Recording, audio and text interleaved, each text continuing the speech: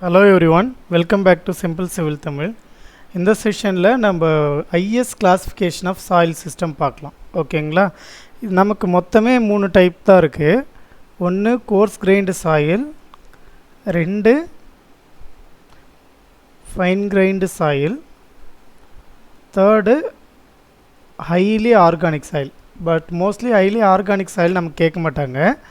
இந்த கொஷின் பார்த்திங்கன்னா அடிக்கடி உங்களுக்கு யூனிவர்சிட்டியில் கேட்குறதா. எனக்கு டைம் இல்லைன்னு நான் கொஷின் ரெஃபர் பண்ணல, பட் இது அடிக்கடி கேட்குறதா. ஸோ கவனிச்சிக்கோங்க, தியரியிலையும் கேட்பாங்க. அட் த சேம் டைம் இந்த டேபிளை பேஸ் பண்ணி உங்களுக்கு ப்ராப்ளம்ஸும் வரும்.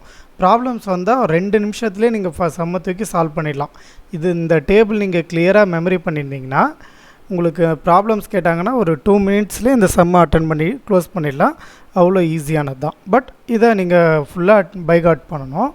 பார்க்கலாம். ஃபஸ்ட்டு இதில் கொஷின் எப்படி கேட்பாங்கன்னா, only IS classification for coarse aggregate அப்படின்னு செப்பரேட்டாக கேட்பாங்க, ஃபைன் அக்ரிகேட் செப்பரேட்டாக கேட்பாங்க, சம்டைம் காமனாக ஐஎஸ் கிளாஸிஃபிகேஷன் ஆஃப் சாயில்னு கேட்பாங்க. 3 விதமாக கேட்கலாம் அந்த கொஷினு.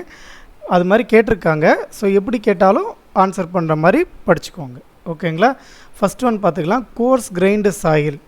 கோர்ஸ் கிரைன்னா கோர்ஸ் பார்ட்டிகல், இந்த கொஞ்சம் சாஃப்டாக சில்ட் கண்டென்ட் இல்லாமல் கோர்ஸ் அதிகமாக இருக்கிற கண்டென்ட் இருக்கிறது தான் கோர்ஸ் கிரைன் சாயிலு.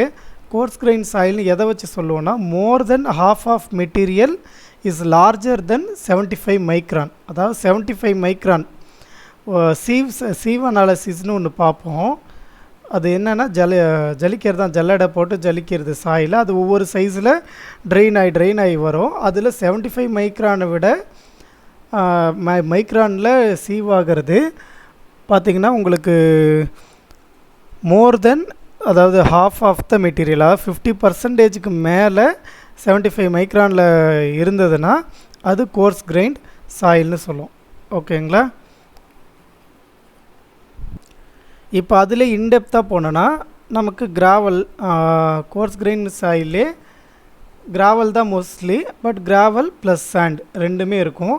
அதை எப்படி பிரிக்கணும்னு பார்த்தீங்கன்னா, more than half of the coarse fraction is larger than 4.75 mm. அதாவது இந்த 4.75 mmல வர்றது லெஸ் தென் 50% இருக்கணும்.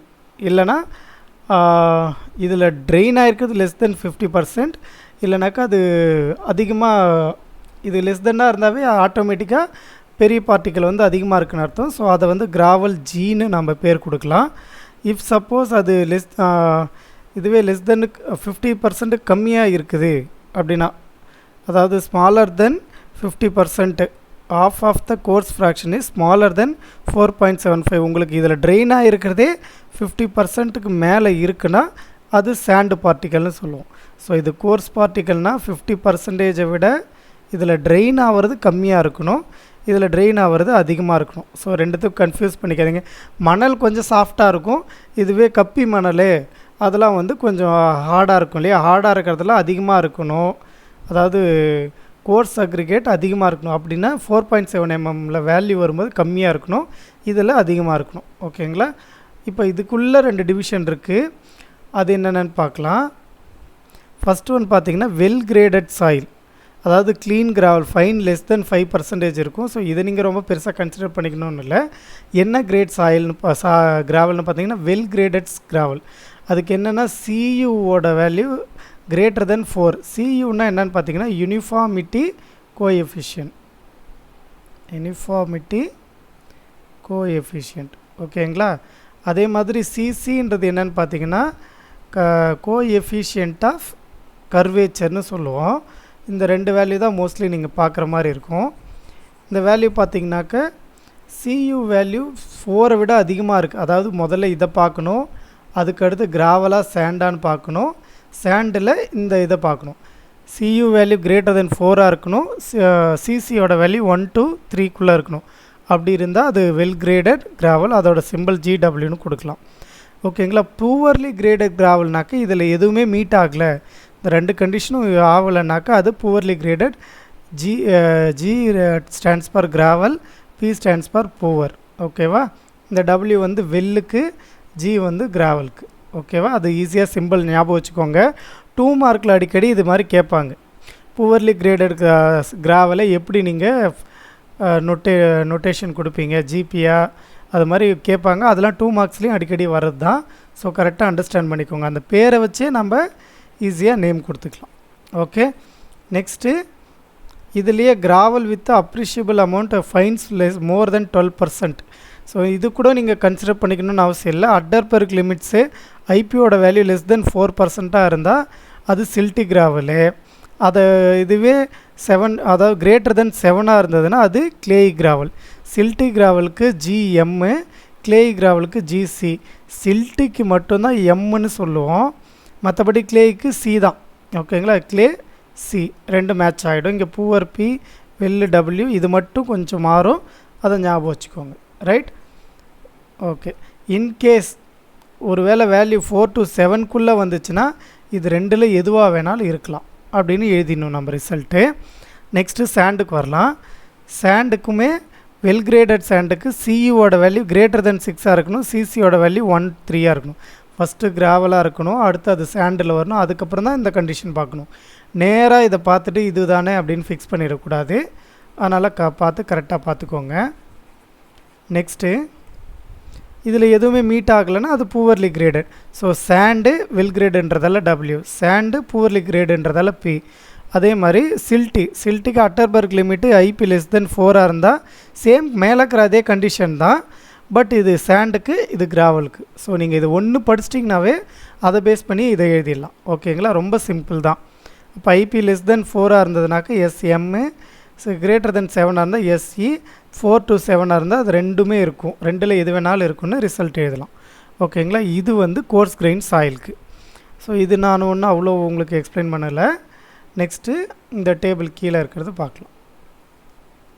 இதே மாதிரி ஃபைன் கிரைண்டு சாயில் பார்க்கணும். இதே மாதிரி பார்த்திங்கன்னா ஃபைன் கிரைண்ட் சாயில் 75 மைக்ரானில் மோர் தென் 50%, அதாவது 75 மைக்ரானில் ரீட்டைன் ஆகிருக்கிறதே ஒரு 51% வந்துட்டாலே அது என்னென்னா ஃபைன் கிரைன், ரொம்ப நைஸாக இருக்குது, அப்படி இருக்க சாயிலே அப்படின்னு பார்த்துக்கணும். ஓகேங்களா, அதில் லிக்யூட் லிமிட்டு 35% இருந்ததுன்னா அது லோ கம்ப்ரெசிபிலிட்டி. அதாவது லிக்யூட் லிமிட்னு கிவன் டேட்டாலே நமக்கு கொடுப்பாங்க. அது லெஸ் தென் 35 இருந்தால் லோ கம்ப்ரெசிபிலிட்டி. அதுவே liquid limit greater than 35 but less than 50, 35 to 50 இருந்ததுனாக்க அது இன்டர்மீடியட் கம்ப்ரெசிபிலிட்டி ஐன்னு சொல்லுவோம். அடுத்து ஹையாக இருக்குதுன்னா கிரேட்டர் தென் 50 இருக்கிறது எல்லாமே ஹை கம்ப்ரெசிபிலிட்டி. ஓகேங்களா, இதுதான் 3 டிஃப்ரெண்ட்டு. அந்த 3லேயும் உள்ளே இருக்கிறதெல்லாம் பார்க்கலாம். அட்டர்பர்க் லிமிட்ஸ், அதாவது ஐபி லெஸ் தென் 7 இருக்குது. ஜஸ்ட்டு நீங்கள் இப்படி எழுதிக்கிட்டிங்கனாவே போதும். நீங்கள் இவ்வளோ ஃபுல்லாக ஏ லைனு பி லைன்லாம் மென்ஷன் பண்ண தேவையில்ல. ஐபி லெஸ் தென் 7 இருந்தால் எம்எல், இன்ஆர்கானிக் சில்ட் வித் சில்ட்டுனாவே நம்ம என்ன சொல்லியிருக்கோம், எம் இல்லையா, அதில் லோ கம்ப்ரெசிபிலிட்டின்றதால எல். ரைட், அதே மாதிரி இன்ஆர்கானிக் கிளேன்றதால சி, அந்த லோ கம்ப்ரெசிபிலிட்டின்றதால எல். நெக்ஸ்ட்டு இது வந்து பார்த்திங்கன்னா கிரேட்டர் தென் 7, இது லெஸ் தென் 7, இது கிரேட்டர் தென் 7, 4 to 7 இது ரெண்டுத்துக்கும் நடுவில் இருந்ததுன்னா இது ரெண்டில் எது வேணாலும் வரும்னு எழுதிக்கலாம். Atterberg limits plots the A line, A லைனுக்கு கீழே இருக்குது அப்படின்னா அது organic, OL, organic low compressibility. ரைட்டா, இதுதான். நெக்ஸ்ட்டு இன்டர்மீடியட் கம்ப்ரெசிபிலிட்டி பார்க்குறோம். இன்டர்மீடியட் கம்ப்ரெசிபிலிட்டியில் Atterberg limits below the A லைன்னாக்க எம்ஐ. ஓகேங்களா, இன்ஆர்கானிக்கில் எம். ஓகேங்களா, ஐ வந்து பார்த்திங்க, I stands for intermediate compressibility, M for silt. ஓகேவா, அடுத்து கிளே பார்ட்டிகல், இன்ஆர்கானிக் கிளே இருக்குதுனாக்க கிளேக்கு சி, ஐக்கு இன்டர்மீடியட்டுக்கு ஐஏ.